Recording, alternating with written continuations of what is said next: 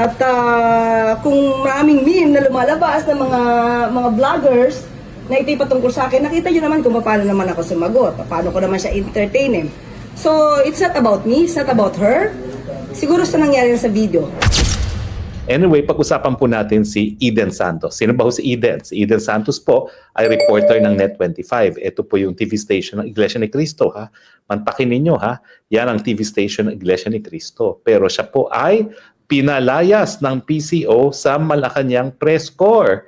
At syempre, ang dahilan dyan, napakadami niyang mga tanong na hindi masagot ni Auntie Claire. Okay, so yan po ang may init na balita natin ngayon, no? Patungkol po dito kay Eden Santos. Ayan, I hope I pronounce it well. Eden Santos. Ayan. Eden Santos, ayan ang issue ngayon na kumakalat ngayon sa social media na matatanggal dito sa Malacanang press corps. Sabi nga nila, tatanggalin raw ito kasi hindi na po kinaya ni Auntie Claire Castro. Ha?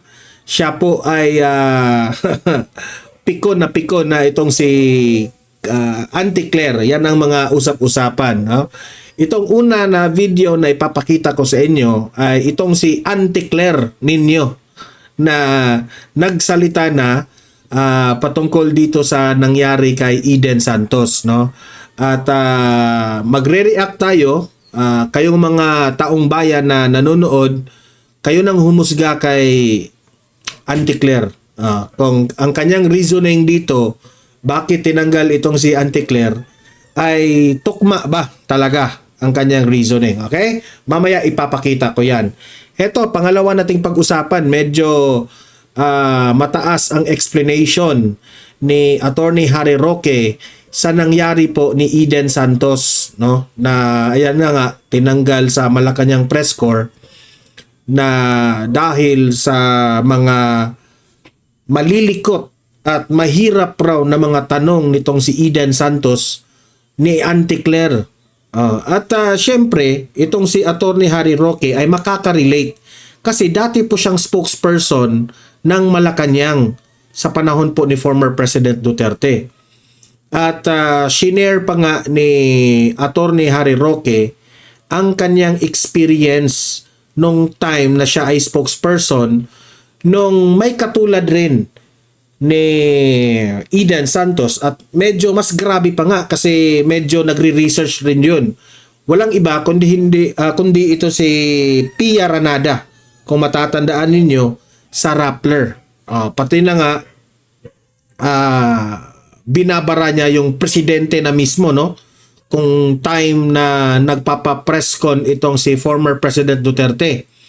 At inexplain doon ni Attorney Harry Roque bakit hindi na pinapapasok itong si Pia Ranada at gusto pa nga niya, sinundo pa niya sa gate na gusto niyang papapasukin itong si Pia Ranada. Hindi kagaya ng ngayon,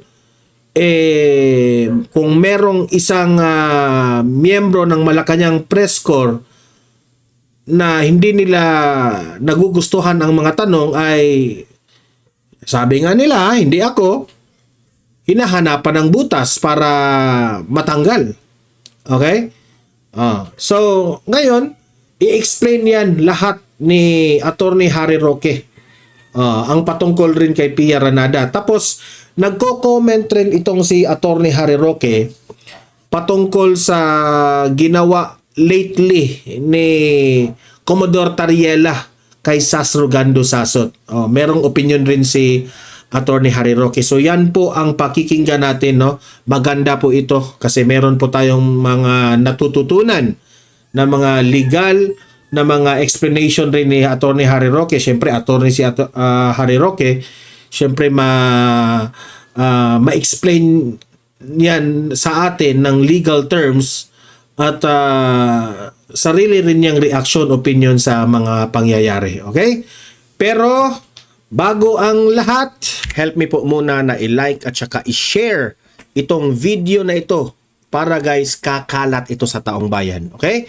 Sabay-sabay muna tayong mag-like and share sa Donmar TV. Itong video na ito, like and share. 1, 2, 3, go! Okay, naka-like and share na ba lahat?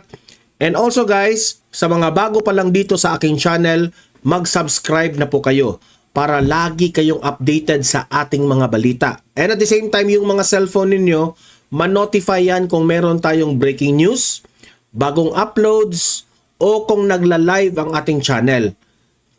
Ma-notify kayo lahat dyan. Kaya mahalaga po na mag-subscribe tayo sa Donmar TV. Okay, so ayan na nga, no?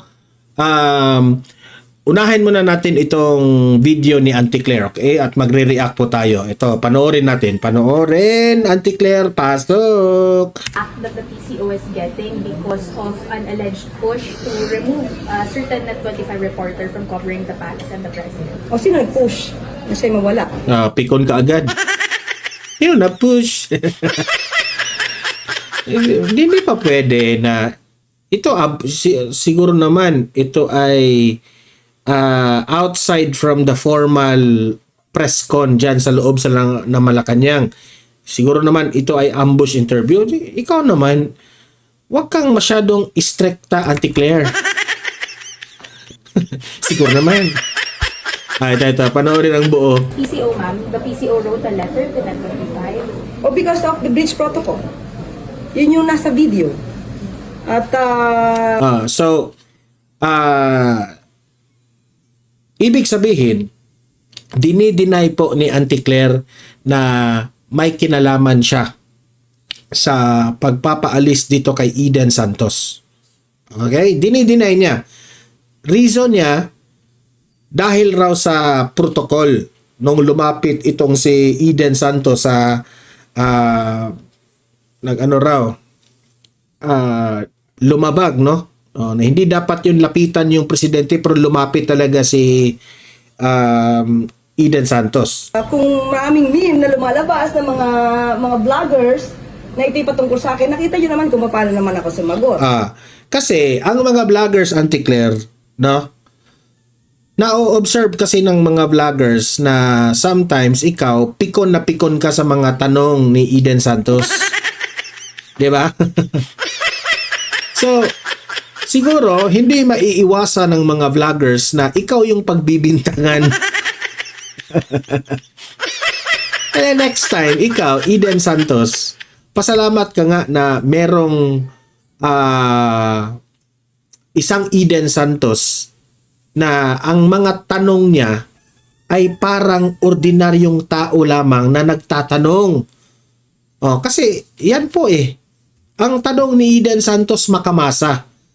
Edi syempre kaming mga mamamayang Pilipino, makaka-relate po kami sa mga tanong ni Eden Santos. Kaya mahalaga na sagutin mo rin yan, Auntie Claire Castro. Kasi nakakatulong po ito sa presidente na medyo kaming mga mamamayang Pilipino ay makarelate po kami sa ginagawa ng administrasyon. 'Di ba? Kasi puros na lang tayo mga pautot na question diyan Yung ibang mga members ng mga press ang kukorne ng mga tanong. Totoo. Sometimes meron ngang mga tanong sila na sa tingin ko, hindi naman interesado ang mamamayang Pilipino sa kanilang mga tanong. Meron dyan. Many to mention. Try to observe, no, kung may chance kayong manood sa RTVM. Official YouTube channel siguro yan ng Malacanang. Nandyan po ang mga videos na kung ano yung mga pang-araw-araw na ginagawa ng activity, events ng Malacanang. Tapos dito rin makikita ang mga interviews ni Auntie Claire Castro. Obserbahan nyo ang mga media. Maraming mga tanong na parang ang katanungan medyo pabor sa presidente. Diyan ako may problema. Yung tatanungin ngayon, saan mga barangay ang mga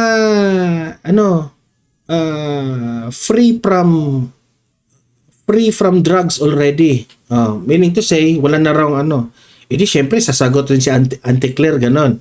Nung binara na siya dito ni Eden Santos, saan particularly na barangay, bla bla bla bla. Wala nang masagot. Ay, nako. Eh di, siguro, mayroong nag-utos. Hindi natin alam sino ang nag-utos.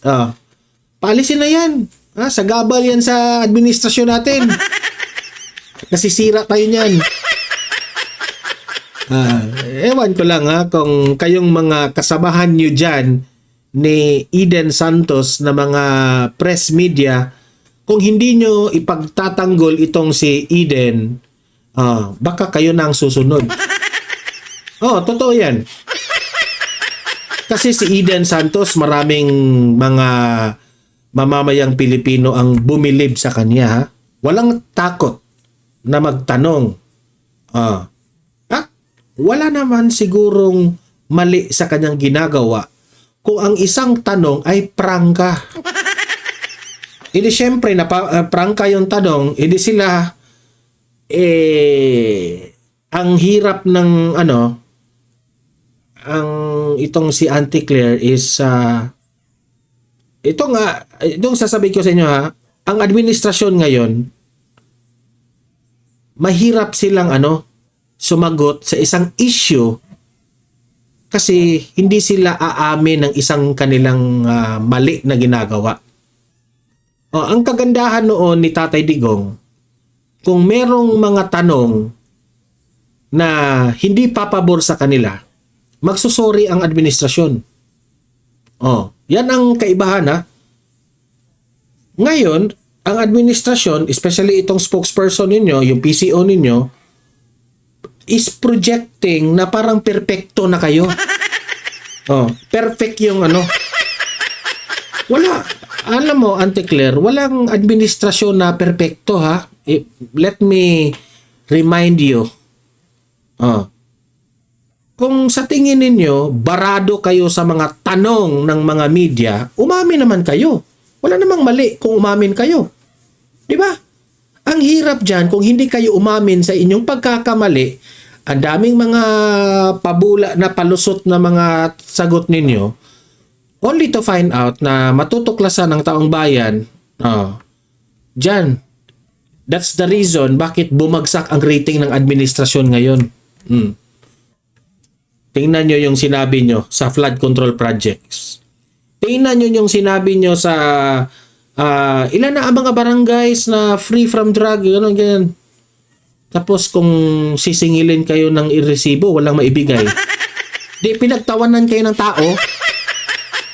Pinagtatawanan kayo ng tao kasi puros lang kayo istorya. Patuloy. Paano ko naman siya entertainin? So, it's not about me, it's not about her. Siguro sa nangyari na sa video.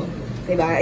Nakita niyo naman sa video. It's not about me, it's not about her, but it's all about the video circulating na lumabag nga siya sa protocol itong si Yan ang kanyang official statement dyan So, sa akin, anybody can ask me question. Diba? Anybody can ask question. Pero kung babarahin ka sa mga tanong ni Eden, mapipikon ka. Galing mo talagang lumusot. So, kung ano lang ba yung sinasabi ng PCO, siyempre, sundin natin yun. So, I can accept any question. Basta, okay din sa PCO. So, I can accept all questions raw. Pero, nung tinanong ka doon sa patungkol sa fake news mo na ginawa kay Tatay Digong, na sabi mo, gawin ni Tatay Digong na 7 pesos per kilo ang iyong bigas. Sinabi mo, magkaiba yung vlog ko sa... sis! Booking ka doon Nabubuking ka kay ni Eden doon. Nagmamayabang ka sa vlog mo kung ano-anong paninira na ginawa mo kay Tatay Digong. Nung binara ka ni Eden Santos, napikon ka. Diba? sa categorical denial na based on the allegations of some netizens online. Itong delikado itong itong administrasyon natin ngayon, no? Kasi kung ibabash sila, kagaya ni Tariela, kung ibabash sila, mag-file ng kaso. Ay, nako. Ang sa akin lang dito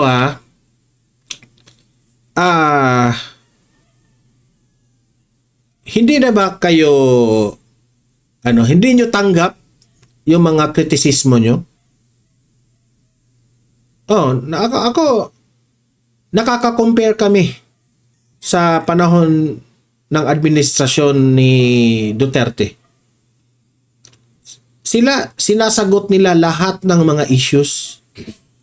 Kayo ngayon, ang kaibahan, if kayo po ay medyo natrap na kayo sa issue, wala na kayong isasagot, magfa-file ng kaso. Yan kaibahan nyo. Di ba nakakahiya? Hindi nyo ba napapansin yun? Ganyan sila. Ontiveros. Tingnan nyo si Ontiveros. Ano ginawa? Instead na ipapaliwanag niya na nagsisinungaling yung si Michael alias Rene, nag-file ng kaso. Sa mga vloggers pa. Si Tariela, natalo ng pagbibigay ng ebidensya. Itong si Sas Rogando, binubulgar sa kanyang social media. Sana ang correct response ni Tariela ay sumagot rin through social media. Napatunayan niya, mali yung sinabi ni Sas. Hindi niya ginawa yun. Ang ginawa niya, kinasuhan niya. Tingnan nyo. You were the one who allegedly lobbied for a certain reporter to be... Unang-una ba naman ko ilalabi na mawala ang isang reporter dito? Diba? Unless, meron talagang So, official statement ni Auntie Claire, dininay niya na may kinalaman siya dito, okay? Saka hindi ako po ang nagpapasya niya. Hindi naman din po ako yung secretary. So, hindi naman po ang may hawak ng maro.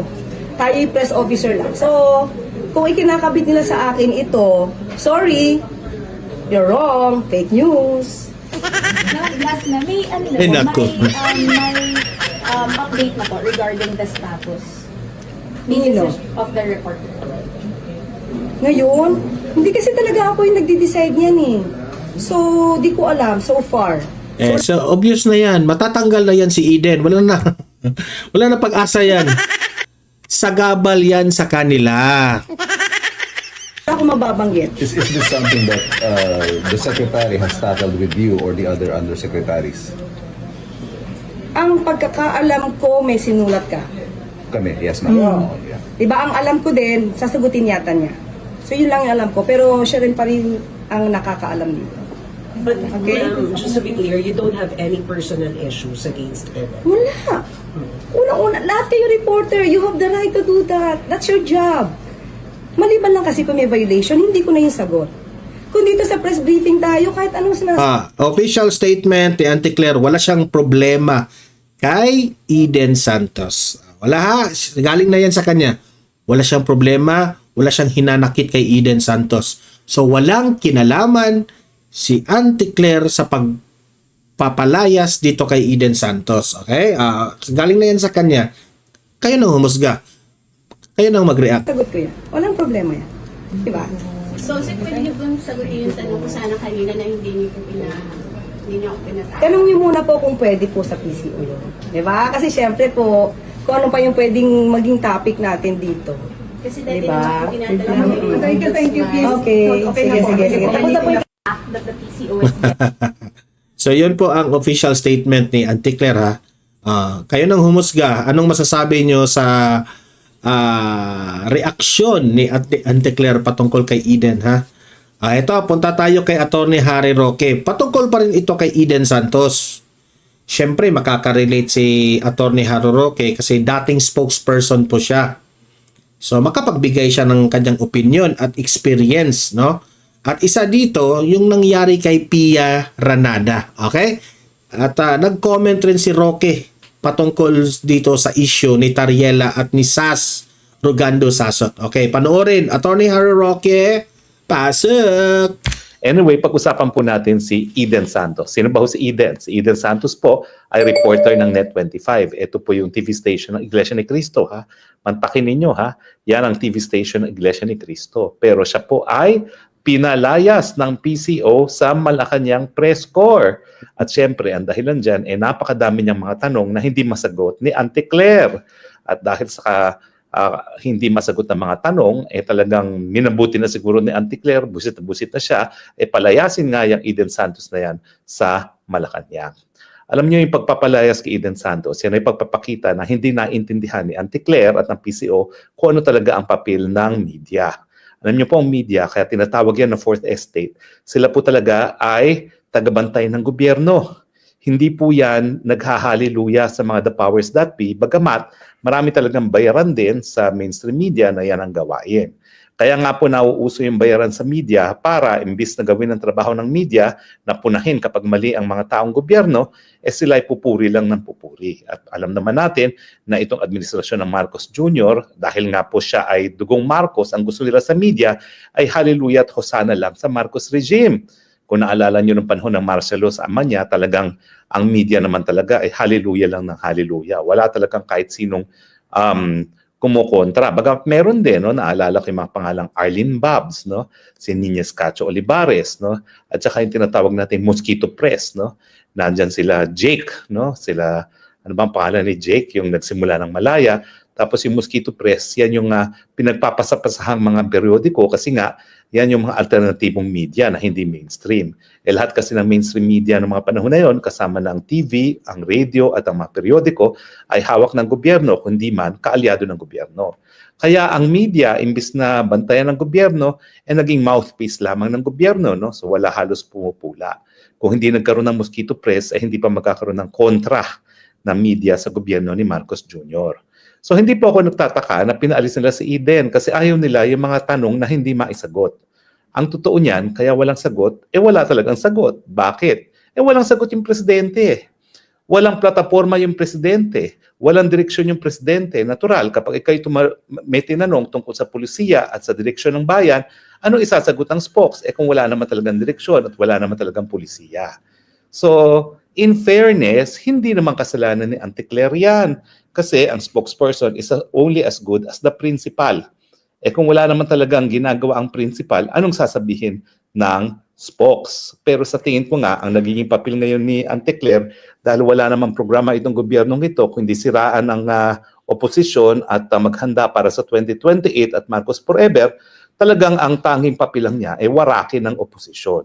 Kaya nga, kung titignan niyo mga press briefing ni Auntie Claire, walang report tungkol sa achievement ng gobyerno. Puro lang paninira sa mga kalaban sa politika at kasama na nga ako doon. No?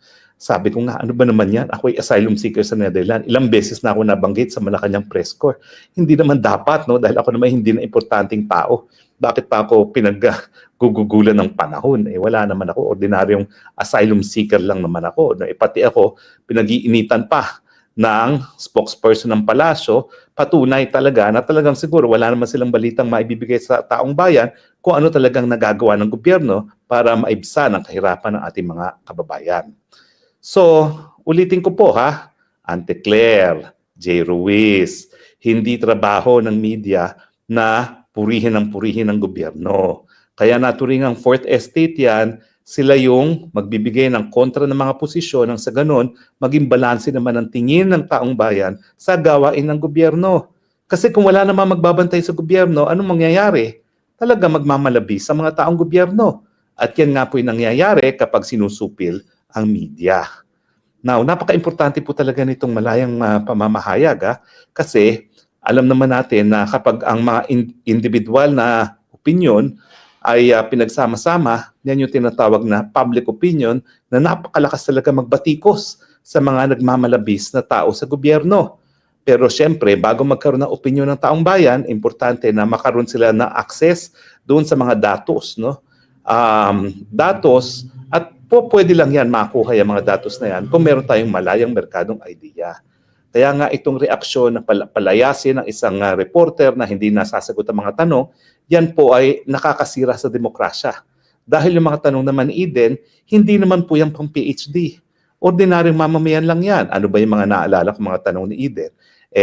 Yung fake news, kung wala pa palang nabe-verify na source ng fake news, hindi ba pati ang spokesperson po pwedeng maging source ng fake news? Totoo naman. Kasi ang dami-daming fake news naman talaga kinakalat ni Ante Claire.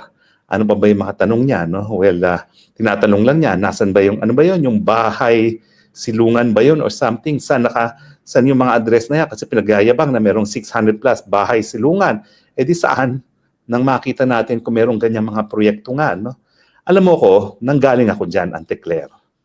At swerte ka, ang Malacanang press corps, wala ng Pierre Nada, wala ng Joseph Morong. Yun ang pinakamatitinik magtanong. Alam mo si Eden, ang tanong lang yan, tanong ng mga ordinaryong mamamayan. Correct. Nothing profound. So, sagutin lang yan on the basis of common sense. Pero yung mga Pierre Nada at mga Joseph Morong, talaga namang lalo na sa Pierre Nada, magtatanong yan para ipitin ka talaga. Alam mo, i-relate ko sa inyo yung karanasan ko kay Pia. Si Pia actually, marami mga taga-Malacanang na napikon. At dumating nga yung punto na dahil siya ay nakipagdebate kay Presidente Duterte no minsan at naobserbahan ng marami na ang kanyang asta ay medyo bastos na dahil Presidente naman yung kadebate niya, pinaalis siya ng Malacanang. Ang ginawa ko noon, sinundo ko siya. Sinundo ko siya. Bakit? Kasi ang sabi ko, well, ako naman ang presidential spokesperson, siguro naman may kaya ko para mag-determine kung sinong papasok at hindi papasok sa aking Malacanang press briefing room, no? At ang sabi ko nga, well, mahihirap ang mga tanong ni Pierre Nada, pero mabobobo naman ako kung wala yung mga tanong na nanggagaling sa isang Pierre Nada. Tanungin niyo si Pia, sinundo ko siya. At ako magpapapasok sa kanya. No? Kaya lang, hindi ko siya nahanap. Pero lumabas talaga ako para hanapin nasan si Pierre Nada. Yung pala, ang hindi nagpapapasok, yung isang USEC in charge of Malacanang grounds. Sabi ko, bahala kayo. Basta ako, ang aking press briefing room, I will determine kung sinong papasok at sinong hindi papasok. No? Mabobobo ka kasi kung puro hallelujah lang ang tanong ng mga Malacanang press corps. Alam niyo yung Malacanang press corps dahil Malacanang nga is the most powerful, no? The president is the most powerful public official. Yan ay creme a la creme. Lahat ng mga pinakamagagaling na reporter diyan ina-assign sa Malacanang. Obvious naman dahil ang kino-cover mo presidente ang pinaka-influential at pinakamalakas, no? Makapangyarihan na opisyal ng gobyerno. So, tama lang na bilang isang spokesperson, humanda ka sa mga tanong na mahirap talagang sagutin. Pero ang pagkakaiba namin, ang kasagutan sa mga mahihirap na tanong, binibigay din ni Tatay Digong. Si Tatay Digong kasi abogado, so lahat ng ginagawa niya within the legal framework. So ako, hindi ako magkakamali sa aking sagot if I stick it out with the legal framework kasi alam ko naman na ang presidente hindi naman lumalampas sa legal framework. So, ang problema mo, Ante Claire, yung iyong presidente, hindi ko alam kung anong framework ang ginagamit. At saka hindi ko alam kung anong messaging ang ginagawa niyo sa PCO. Ang messaging niyo kasi minsan na palengke, minsan ano ba huling pinuntahan niya, mga doon sa fishport ng Jensen. Hindi ko maintindihan ano yung messaging na yan. Yung mga fishport na yan, proyekto na yan ng mga ibang administrasyon eh. Correct. So hindi mo na po pwedeng ipagyabang yan na ikaw ang nagsimula niya mga proyekto na yan. No? Tapos yung mga palengke, lalo lang mabubusit ang taong bayan kasi nga ang problema, pupunta ka sa palengke pero walang tigil ang pagtaas ng presyo ng bilihin. Hindi lang dahil sa inflation, kung hindi talagang pangit ang ating productivity ng ating agricultural sector. At wala namang ibang pwedeng sisihin dyan dahil 2 o 3 taon sa Agriculture Department, ang nakaupo ay si Presidente mismo. So kung tayo may problema pagdating sa productivity ng sektor ng agrikultura, isisi natin kay Marcos Jr. at sa walang iba dahil siya mismo upumpo bilang isang kalihim. Sa totoo lang, ng mga panahon na siyang umupong kalihim, ang sabi ko nga, mabuti yan kasi siya na pinakamakapangyarihang opisyalis ng bayan. Kapag merong kinakailangan ng sektor ng agrikultura, di action agad dahil presidente ang kalihim ng departamento. Pero wala pong nangyaring reforma sa sektor ng agrikultura. Inaasahan ko talaga na madodoble yung ating mga irigasyon, no? Dahil 50% pa lang ang ating mga kabukiran na mayroong patubig. Wala naman nangyari, no? Parang walang mga bagong irigasyon na nagsisimula. Yun nga, pinagyayabang niya na gagamitin natin yung tubig baha. Well, ang solution po dyan, hindi yung pangako lang na gagamitin ng tubig baha. Tuloy ang mga tao, ino-okra yung kanyang sinasabi kasi hindi nila maintindihan kung paano mo iipunin yung tubig baha at gagamitin for later on, no? Dapat kasi in-explain niya na unang-una, magkakaroon tayo ng master plan. Lahat ng ating mga flood control, dapat yan coordinated na ang punta ng tubig sa isang imbakan ng tubig. At ang gagawin muna natin dyan, napakalaking reservoir. Kasi kung wala ka naman Pero paano yan, Attorney Harry Roque? Wala namang master plan si BBM. reservoir o pag-iimbaka ng tubig, wala ka naman pwedeng pag-ipunan at hindi ka makakaipon ng tubig para gamitin nga kung kinakailangan na sa panahon naman ng pagtuyot. No? So ang punto ko is, alam nyo yung mga media, they are the messengers. At ang sinasabi nga natin, do not shoot the messengers. Kasi sila yung mga ordinaryong mamamayan lang na itinatanong, ang nais matanong na mga ordinaryong mga mamamayan. At itong si Eden, hindi siya PhD material ha. Siya ay ordinaryong mamamayan. Kumbaga, ordinaryo siya na mga tanong niya ay tanong talaga ni Juan de la Cruz. At ano naman ang sama na sagutin ng spokesperson ng Malacanang?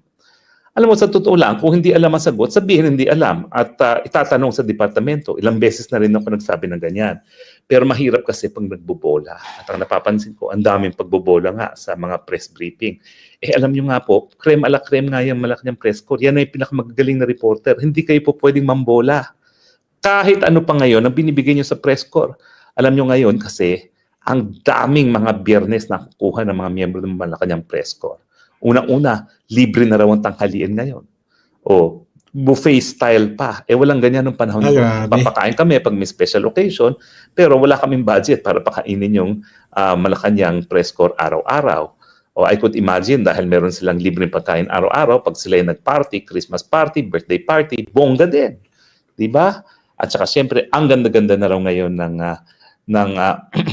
new executive house kung saan naroroon yung press briefing room at saka yung press room ng Malacanang, no, dahil ginawa ng moderno ng Lisa Araneta, no, Marcos, no. So ang ibig sabihin ko, malapit na nga sa inyo ang Malacanang press corps dahil nga ang dami niyong binibigay na biyernes sa kanila. Alam niyo yan, libreng tanghalian, hindi mangyayari yan sa Europe at sa Amerika. Kasi magiging labag yan sa ethics dahil kapag kayo tumatanggap ng regular na biyernes sa pamamagitan ng pagkain sa inyong news source, di ba parang suhol yan? Kaya walang ganyan, walang libreng lunch sa White House press corps at saka sa 10 Downing Street press corps ng United Kingdom, no? Dahil labag nga yan sa ethics. Pero yan, nangyayari nga po yan sa Malacanang press corps now. Ang tanong, miski na ang daming biyernes na ibibigay, ang gusto ng Malacanang, wala na talaga mahirap na tanong na hindi may sasagot si Auntie Claire. Hindi po pwede yun. Demokrasya tayo. Talagang kinakailangan ang mga taong gobyerno handang sumagot, lalong-lalo na sa mga mahihirap na tanong. At ako naman po yung nagbibigay pugay, no? Kasi ang buong Malacanang press corps ay nagsalita na. Tinutulan nila yung pagpapaalis sa isa sa kanila dyan sa Malacanang press corps. At dapat lamang po. Kasi kung nangyari yan kay Eden Santos ng Net25 at wag na tayo magpaligoy-ligoy pa, syempre may influensya ang Net25 bilang opisyal na istasyon ng Iglesia ni Cristo, paano pa yung mga... So, yan ang mahirap ngayon. Kapag mag-react ang buong Iglesia ni Cristo dito sa pagpaalis ni Eden Santos, matakot na kayo, Bongbong Marcos, di ba? Buong Iglesia, buong iglesia po ang inipresent ni Eden Santos dyan. Kasi si Eden, Net25 yan eh. Good luck, Bongbong Marcos. Ordinaryo mga periodista. Si Eden po, naalala ko po yan. Nandyan na po ako sa Malacanang. 4 na taong kami magkasama. Wala naman po mahirap sa mga tanong niya.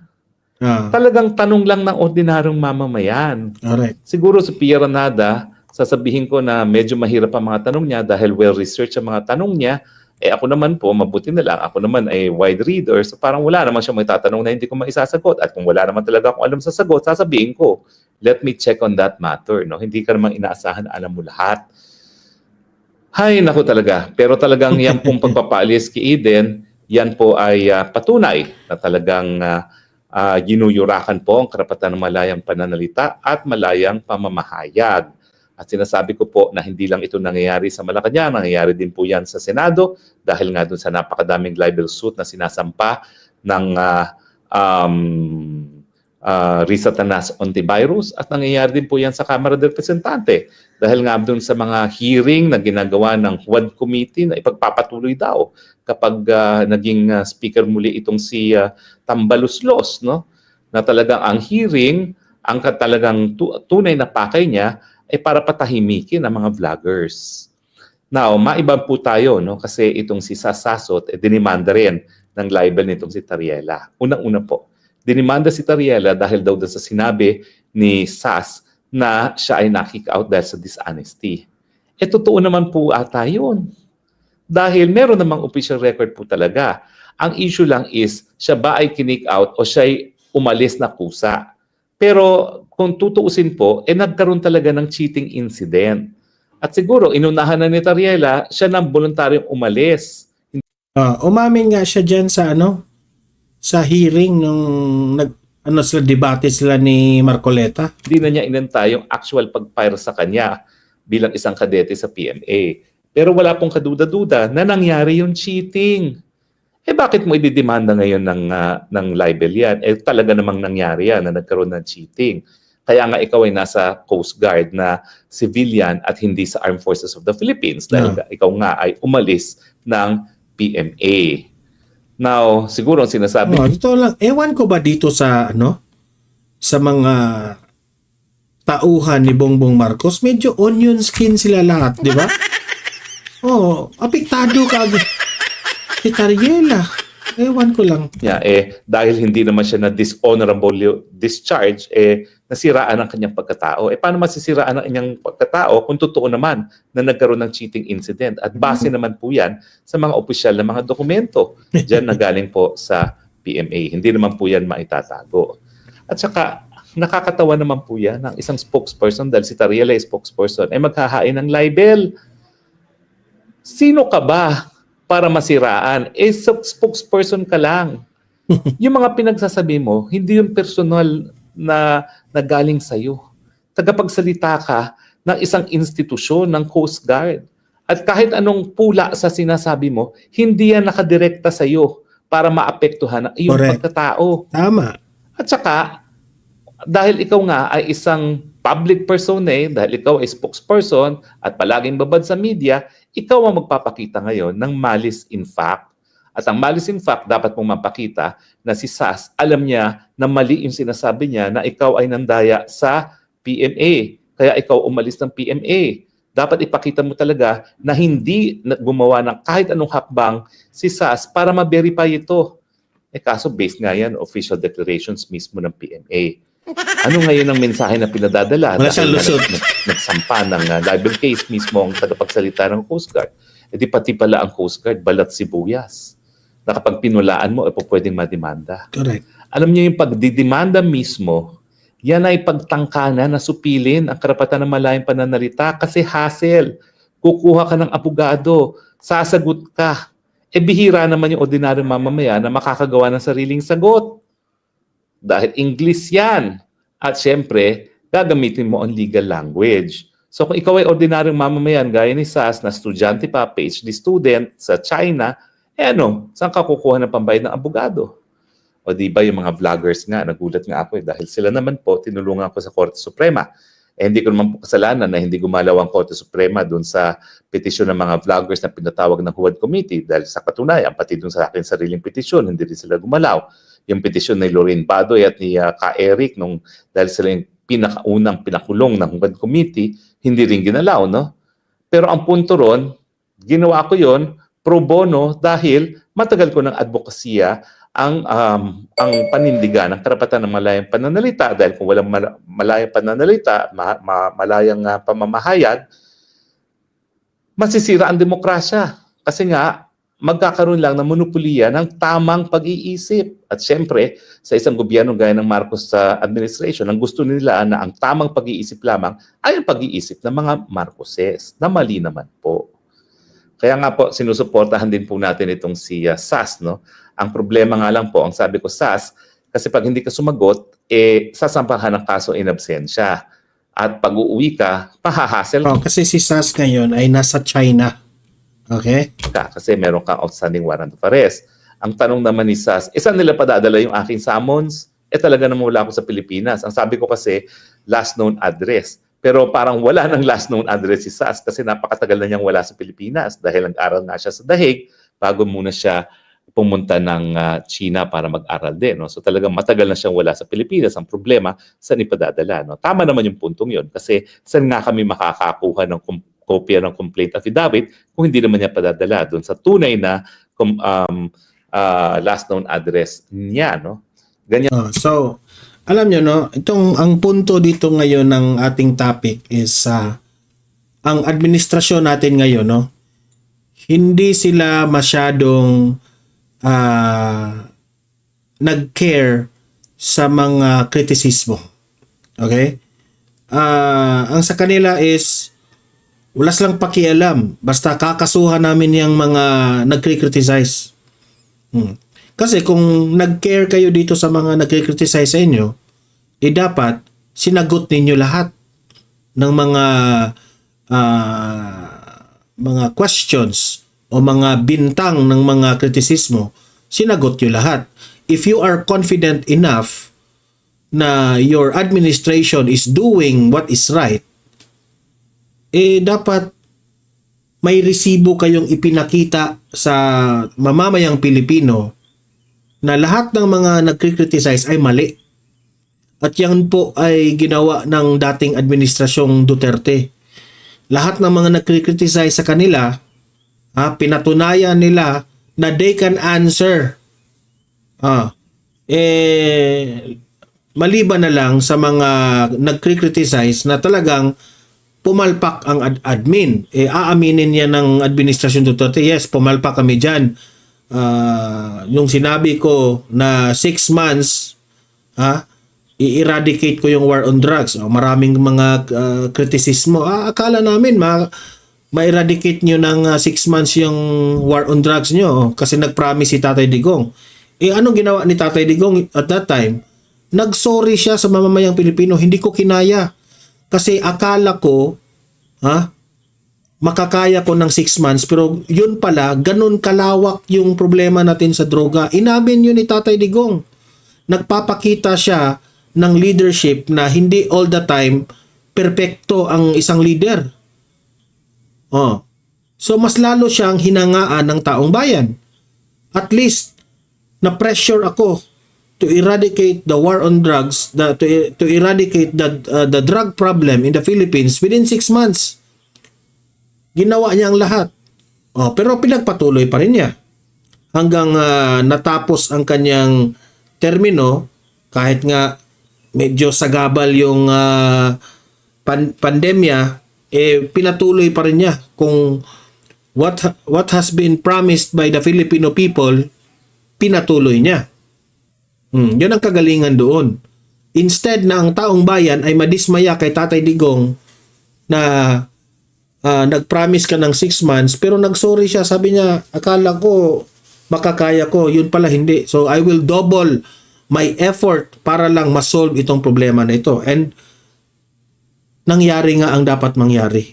The people understand and in-appreciate siya ng tao. Okay? Pero itong administrasyon na ito, wala.